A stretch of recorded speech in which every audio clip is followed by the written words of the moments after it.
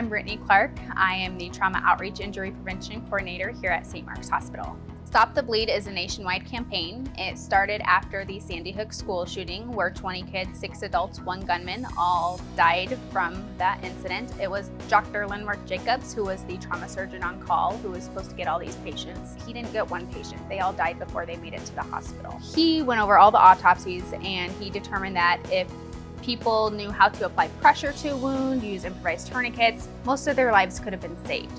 A person can die in as little as 3 minutes. 3 minutes is all it takes for somebody to bleed to death. So he took it upon himself to create this world-class team of leaders, and they developed recommendations and policies to help enhance the survival of these victims. When one thinks of a traumatic bleeding injury, it doesn't necessarily have to be a gunshot wound. It doesn't have to be a stabbing. It can be a car crash on your way to work, on your way to school. If you come across a car crash or somebody who's bleeding a lot, first you want to ensure your safety. You always want to make sure yourself is safe so that you don't get injured in the process.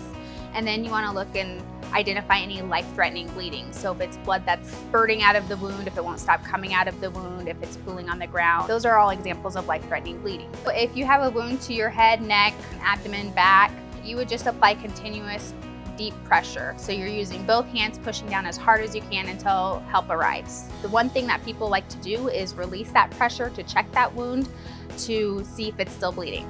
Well, it's still bleeding, so you're just having that person bleed out more and you're losing more blood. So we just teach you to use continuous pressure until help arrives. You don't want to release that pressure. If it stops bleeding and you're holding pressure, that's great. That means you're doing your job. You are holding the pressure to stop that bleeding. The really cool part about this campaign is you don't have to have any medical experience in order to get the concept or to learn these skills. Just like if you were to get a paper cut, first thing you do is apply pressure and go about your day. It's the same concept with just a bigger wound. And so a lot of the people who have taken this class don't have any medical experience, and they love it because now they feel like if they come across a car crash, they can get out and at least help somebody who might be bleeding. They know what to do, whether it be calling 911, knowing that help's going to come, and then applying pressure to that wound.